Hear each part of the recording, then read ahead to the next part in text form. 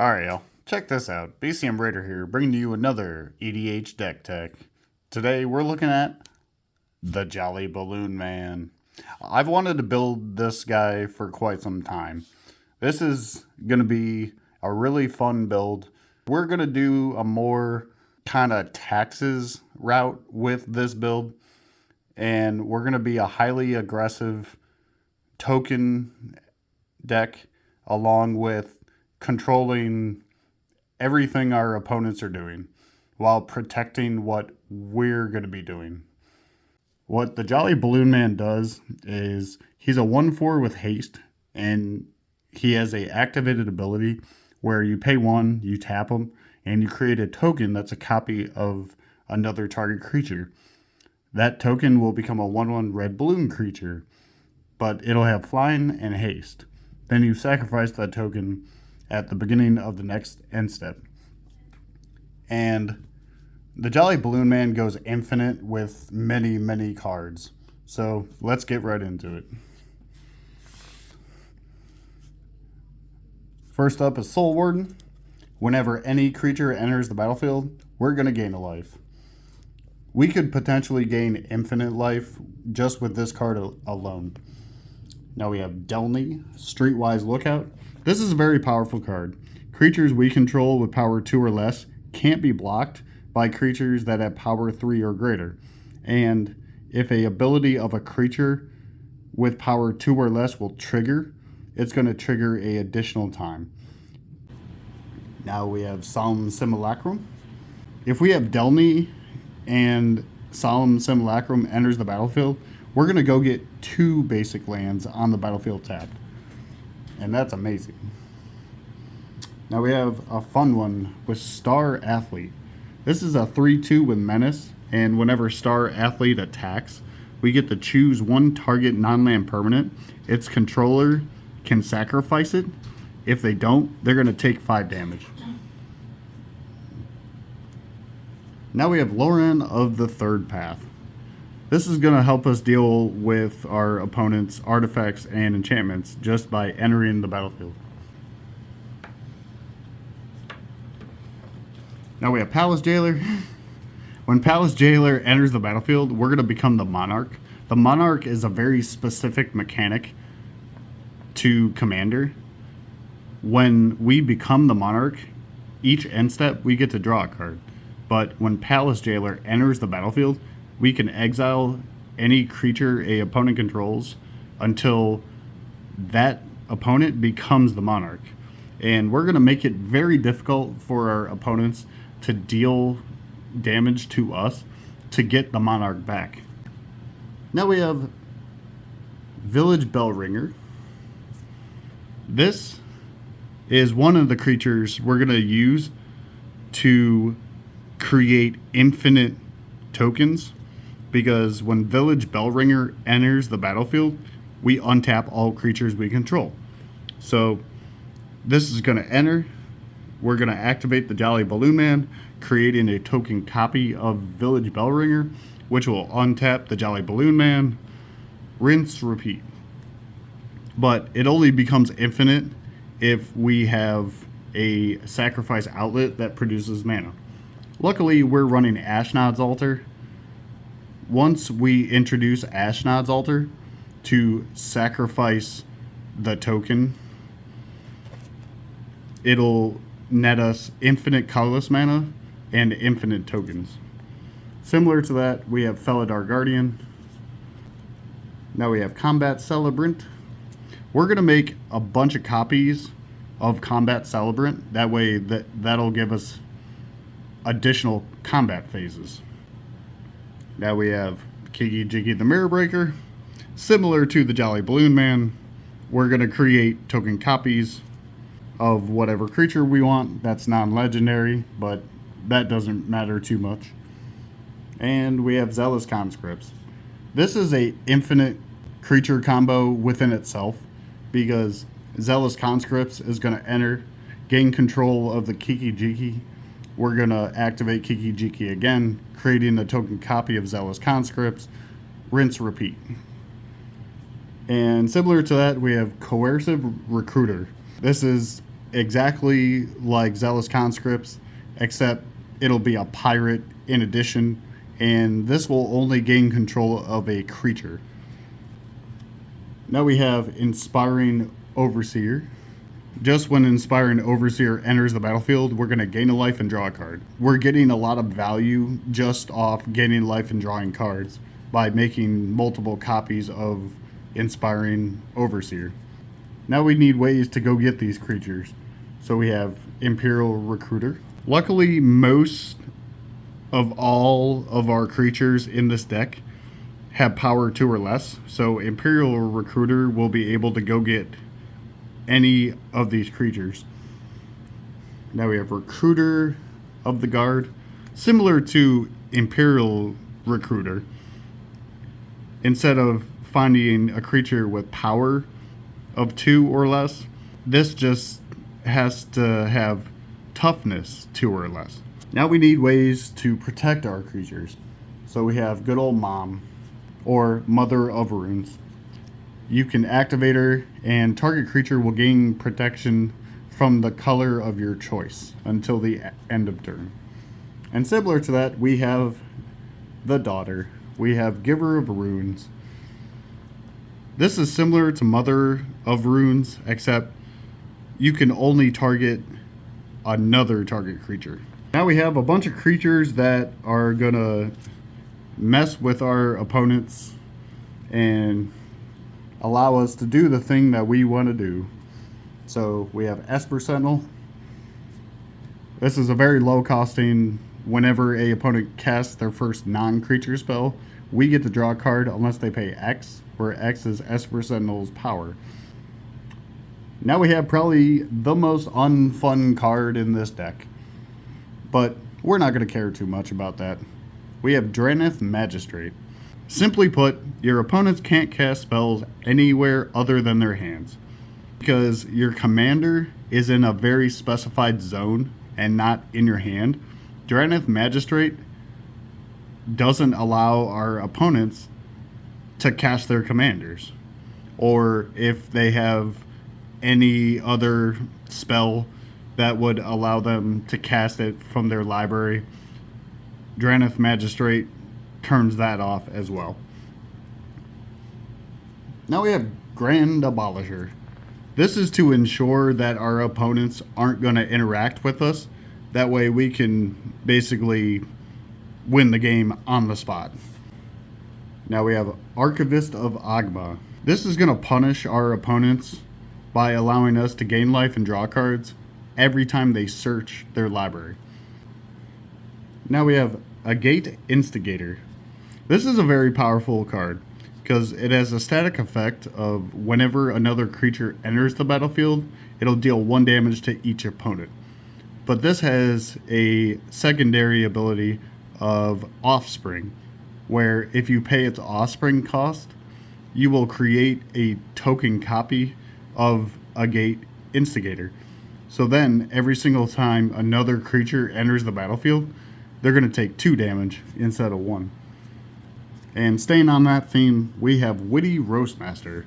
This guy's fun, because similar to Agate Instigator or Impact Tremors, whenever another creature enters the battlefield under our control, it's going to deal 1 damage to each opponent. Now we have Thalia Heretic Cathar. This is going to ensure that our opponent's non-basic lands and creatures will enter the battlefield tapped. And if they do manage to do that, we have Skyclave Apparition.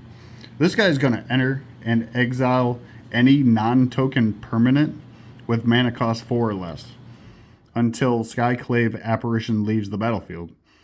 But it's going to permanently exile that card, and when Skyclave leaves the battlefield, it's just going to create a illusion token where its power is equal to the exile card's mana cost.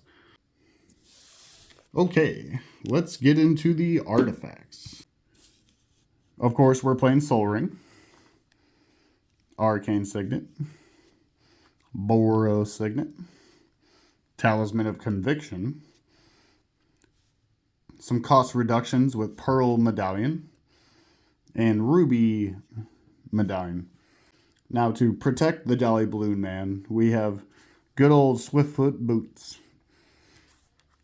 And because we're creating token copies that are 1/1, why not sacrifice them and draw 2 cards with Skull Clamp?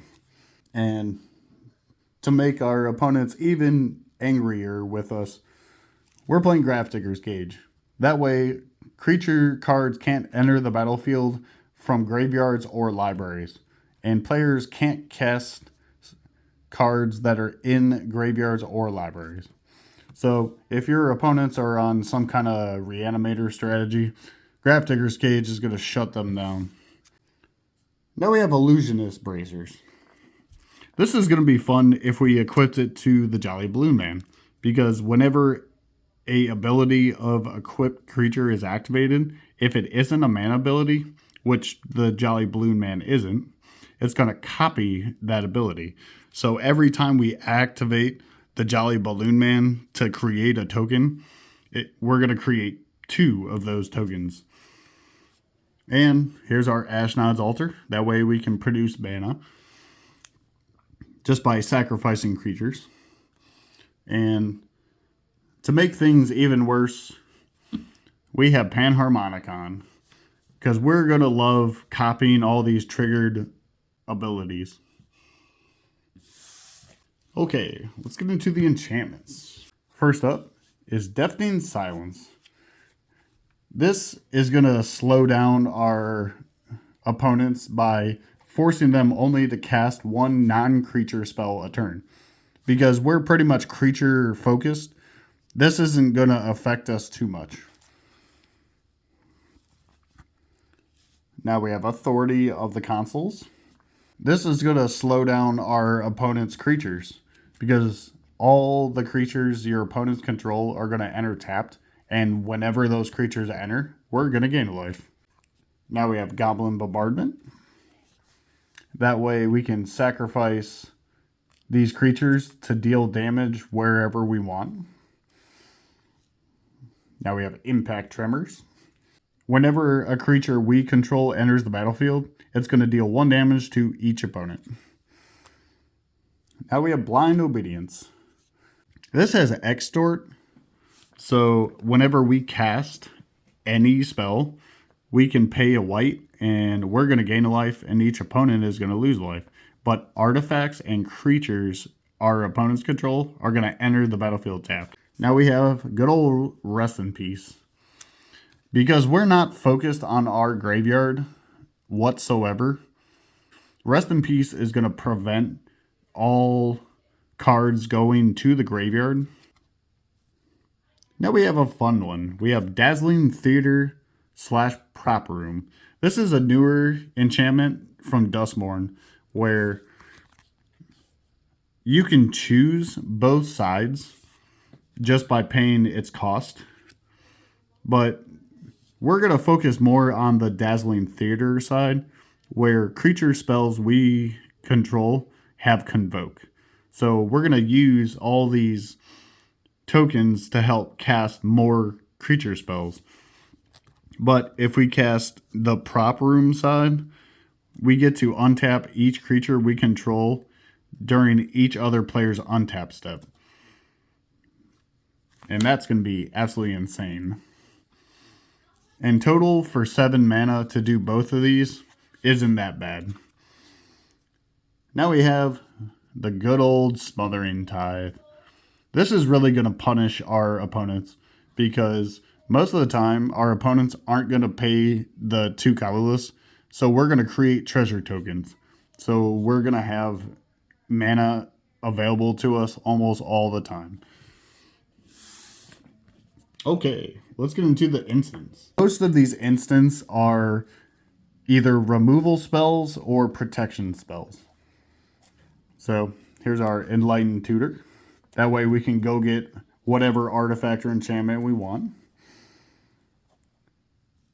Now we have Swords, the Plowshare, so we can deal with our opponent's creatures.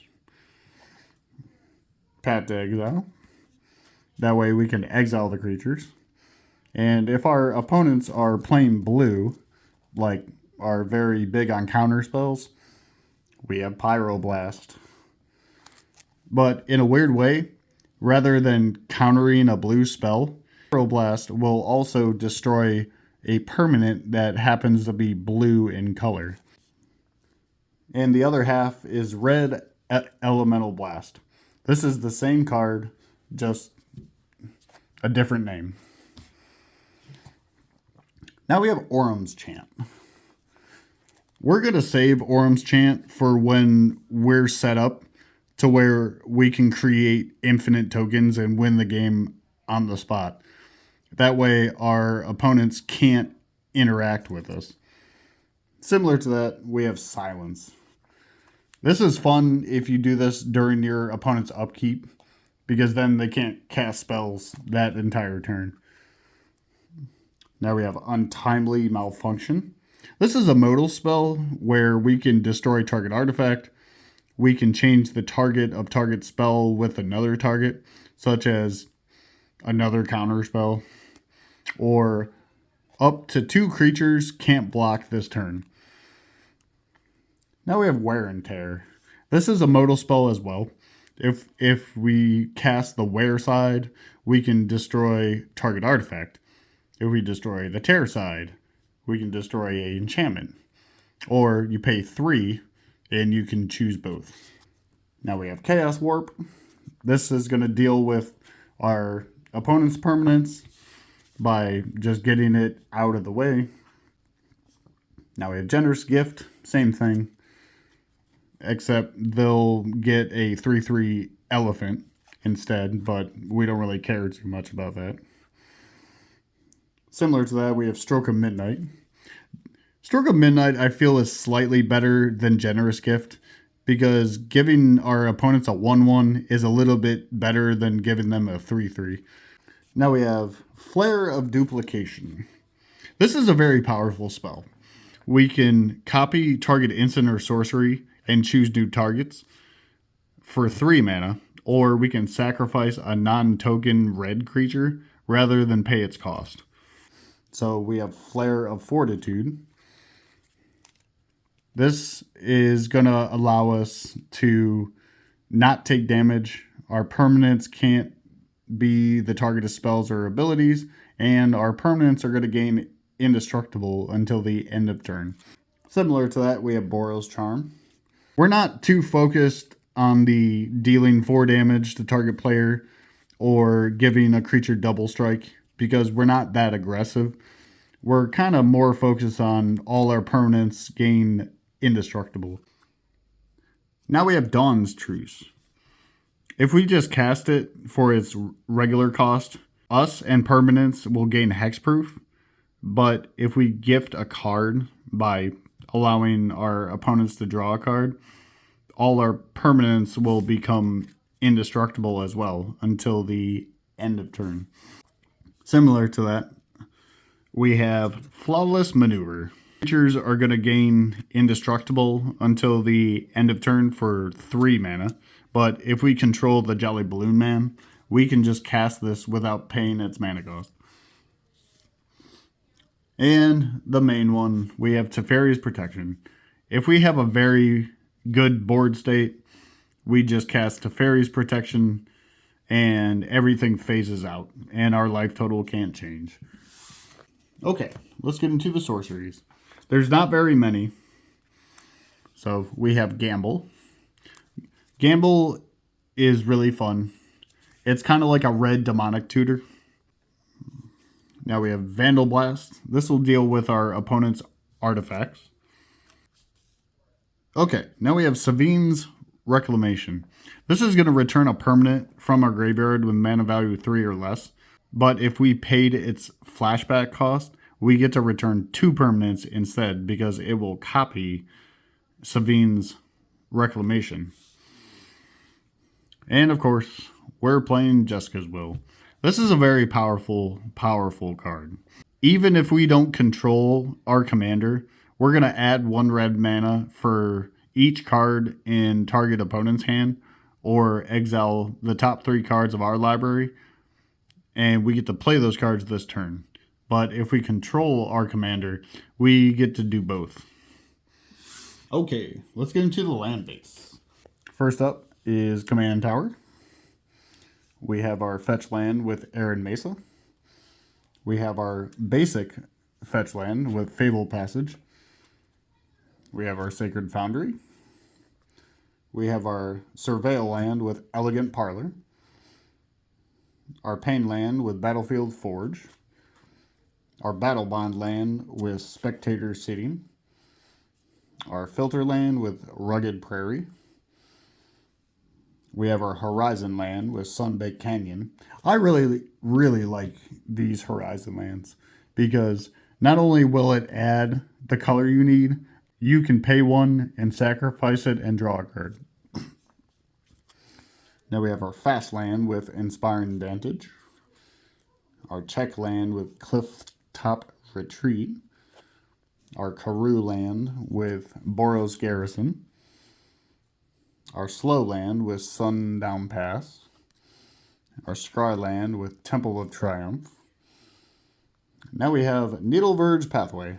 This will give us the choice of either red mana or white mana, depending on which side you play it on. We have some interactive lands with Iganjo's Seat of the Empire. We can use this as just a white mana, or if we pay 3, we can channel this card by discarding it and deal 4 damage to a attacking or blocking creature. Now we have Arena of Glory. This one's going to be really cool because all we do is we exert Arena of Glory. We're going to add 2 red mana, and when we use that mana, if we spent it on a creature spell, that creature will gain haste until the end of turn. Now we have Thespian Stage. We're going to use Thespian Stage to make copies of very powerful lands, such as Arena of Glory. Now we have Hall of the Bandit Lord. This is a very powerful land as well. We're going to pay 3 life and add 1 colorless mana, and if we use that mana for a creature spell, that creature gains haste. And of course, we have Nykthos Shrine to Nyx. That way we can produce as much mana as we can by having devotion to that color. Now we have 6 plains and 6 mountains. And that was the Commander deck tech for the Jolly Balloon Man. I really hope you guys enjoyed my version of the Jolly Balloon Man. I know there's a whole bunch of different lists and ways to build this particular commander, but this was the route I decided to go. And if you guys have any suggestions, please put them in the comments below. Be sure to like, comment, subscribe, follow me on TikTok, share these videos, and I'll see you guys in the next one.